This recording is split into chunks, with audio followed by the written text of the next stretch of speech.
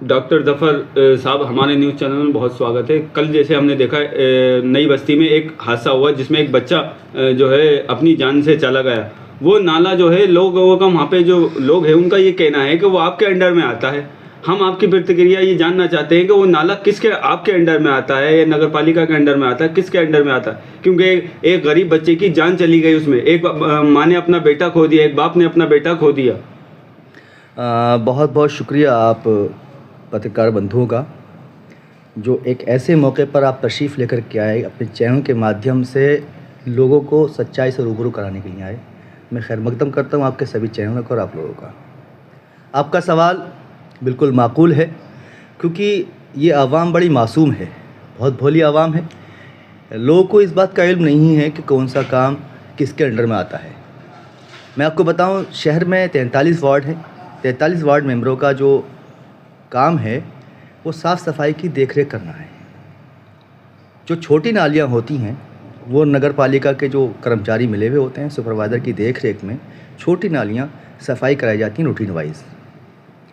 इसके साथ जो नगर पालिका से कर्मचारी मिलते हैं उनसे डोर टू डोर कलेक्शन का अभी नगर पालिका में कुछ वार्डों के अंदर ये प्रावधान है और कुछ वार्डों के अंदर ये प्रावधान अभी नहीं लागू किया गया है। उसकी वजह यह है, मैं अपने वार्ड में खास करके डोर टू डोर कलेक्शन खुद करा रहा हूँ और फ्री ऑफ कॉस्ट करा रहा हूँ। नगर पालिका ने एक टेंडर जारी किया है, वो डोर टू डोर कलेक्शन का चार्ज लेना चाहती है, जिससे जब आपके घर पर कूड़ा उठाने वाला कोई बंदा आएगा उसको मंथली आप चार्ज पे करेंगे।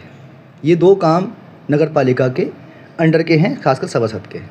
अब आते हैं बड़े नालों पर। बड़े नाले रोज़ रोज़ साफ़ नहीं होते। बड़े नाले ओकेजनली, जैसे कि बरसात का मौसम है, उसी वक्त पे सफाई की जाती है और इन बड़े नालों को सफाई करने की ज़िम्मेदारी नगर पालिका के अध्यक्ष की होती है। जो भी वर्तमान अध्यक्ष रहे हों उनकी ये सफाई करने की ज़िम्मेदारी है। इसमें जो सफाई इंस्पेक्टर हैं उनका जोन बनाया जाता है। इंस्पेक्टर इसकी देखरेख करते हैं और नगर पालिका का जो ठेका होता है वो ठेके कर्मचारियों को लगा करके जेसीबी के ज़रिए या और दीगर जो भी टेक्नोलॉजी का इस्तेमाल किया जाता है उसके ज़रिए इनको सफाई की जाती है। अब आपका सवाल है कि ये जगह जगह पर स्लैब खुले हुए हैं। देखिएगा, अब से 3 साल पहले नई बस्ती का आपने आलम देखा होगा कि पानी की वजह से कब्रिस्तान के अंदर मुर्दे ऊपर आ चुके थे।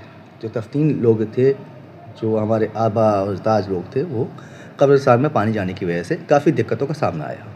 उसके बाद हम लोगों ने मिलकर के नगर पालिका के ज़रिए सफाई का अभियान चलाया और जहाँ जहाँ ज़रूरत थी नगर पालिका के इंस्पेक्टरों के इंस्ट्रक्शन के अनुसार उनको मैनहोल को खोला गया। क्योंकि मैं वहाँ पर एक ऐसा बंदा हूँ जो अपने वार्ड में खड़े होकर सफाई कराता हूँ। अब सफाई में कमियाँ रही हैं, ऐसा नहीं है कि प्रॉपर तरीके से सफाई के जो मैनहोल खुले हुए हैं वो मैनहोल क्यों खोले गए? क्योंकि मेरे वार्ड के अंदर पिछले 3 साल पहले आपने देखा होगा कि कब्रिस्तानों में पानी चला गया था, लोगों घरों में पानी चला गया था। उसके बाद मौके पर खड़े होकर नगर पालिका के इंस्पेक्टर ने मैनहोल खुलवाए। हर 10 फीट की डिस्टेंस पर ये मैनहोल खोले गए हैं। उसके बाद सफाई की गई। उसके फ़ौर ही बाद मैं नगर पालिका के संबंधित अधिकारियों को रिटर्न में लेटर दिया। अध्यक्ष साहिबा को लेटर दिया गया, जो कि वहाँ की डाक के ज़रिए देखा गया है। आप जा कर के वहाँ का डाक नंबर निकलवा करके मैं आपको पूरा प्रूफ दे दूँगा, वो आपको मिल जाएगा देखने को। जिसमें मैंने मांग की थी कि नगर पालिका रामपुर की तरफ से नई बस्ती सतूने संघ और साथ में पूरे शहर के अंदर जहाँ जहाँ पर भी नाले खोले गए हैं उनको कवर किया जाए, वरना कोई अनहोनी हो सकती है। लेकिन ये एक विफलता रही, नगर पालिका की तरफ से लापरवाही बरती गई, जिसकी वजह से आज एक परिवार ने अपने मासूम बच्चे को खो दिया। पूरा वार्ड, पूरा शहर गम के माहौल में है और मैं अपनी तकलीफ़ का आपको अंदाज़ा बयान नहीं कर सकता कि मैं खुद भी रात लगभग 11:30-12 बजे तक वहाँ पर रहा और नगर पालिका का पूरा अमला वहाँ पर मौजूद रहा। नगर पालिका के ईओ, एडीएम और इसके अलावा एडिशनल एसपी साहब, सीओ सिटी साहब और ख़ासकर रामपुर के अंदर एक थानागंज है, वहाँ के इंस्पेक्टर साहब बड़ी मुस्तैदी के साथ लगे रहे। पूरी पुलिस की बड़ी सपोर्ट रही। मुकामी लोगों ने भी बहुत कोशिश की, लेकिन ये हमारा बदनसीबी कहिए कि एक मासूम बच्चे की सुबह शब मिला है और उसका पोस्टमार्टम हो चुका है। ये जो हादसा हुआ है इसको लेकर वीडियो भी वायरल की जा रही है। 11 मेंबर साहब ने काम नहीं करवाया है, इसको लेकर क्या करें? वहाँ पर जो तार हैं, तारों को लेकर भी ये लोग वीडियो वायरल कर रहे हैं कि ये मेंबर साहब की लापरवाही है।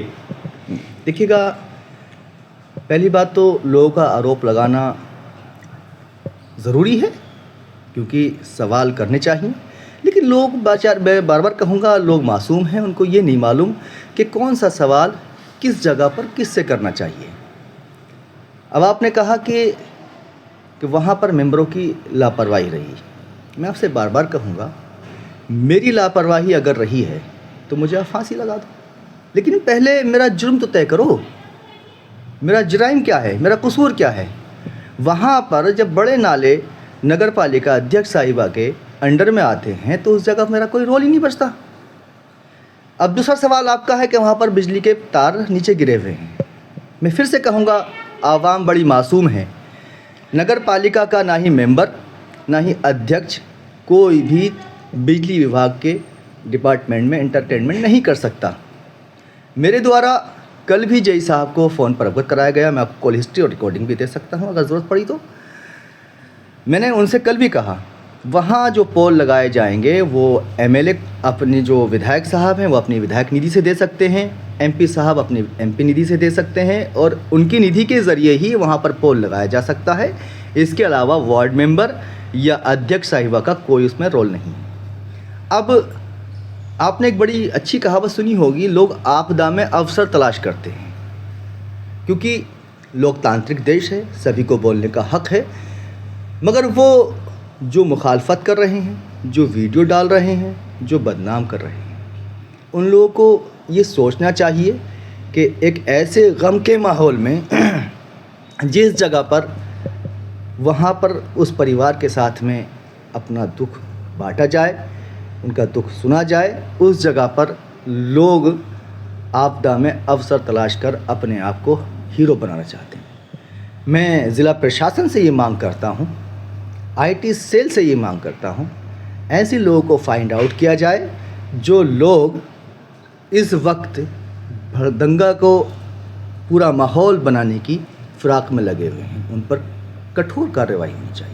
अच्छा, आप पीड़ित परिवार के लिए सरकार से क्या मांग करते हैं? देखिएगा, मेरी मांग नहीं है, मैं इस बात की ज़िद कर रहा हूँ कि नगर पालिका और ज़िला प्रशासन मिलकर उस परिवार को सबसे पहले 1 करोड़ रुपए आर्थिक मदद करे, जो कि बहुत ही छोटी सी रकम होगी उस परिवार के लिए।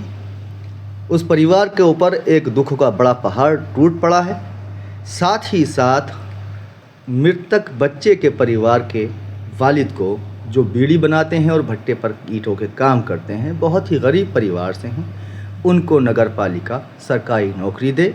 मैं जब तक ये काम नहीं होगा, मैं लगातार आपके माध्यम से लिखित रूप में जहाँ जहाँ मुझसे कोशिश की जाएगी, मैं हर उस फोरम पर जाऊँगा जहाँ से उनको आर्थिक मदद मिल सके। ठीक।